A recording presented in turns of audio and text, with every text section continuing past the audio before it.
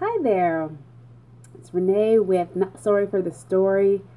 Just want to come to you today with one thought. It's actually stemming from one of my latest columns through DurhamRegion.com, and it was called Don't Believe the Hype. I do believe there is a case of madness that is currently circulating in the population. And we just have to keep inoculating ourselves with truth so that we get a grip, overcome these things. But what I'm referring to is our quickness to throw out these labels of sexist, racist, all of these different things. And they really don't make any sense. We have a story coming out of Queen's Park where an MPP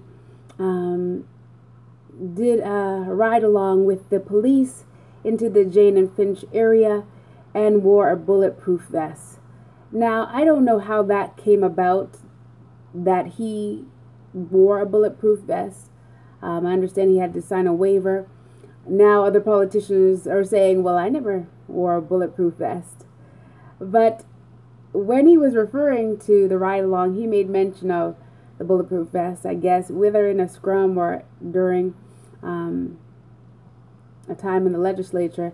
But people are now calling him racist, that it's stigmatizing the Jane and Finch community. Come on now, if you know who you are, if you know what your community is about, this really should not be an issue for you. And there are vultures that are seeking to capitalize on things right now, and people are running with it. They are running with it. The opposition is guilty.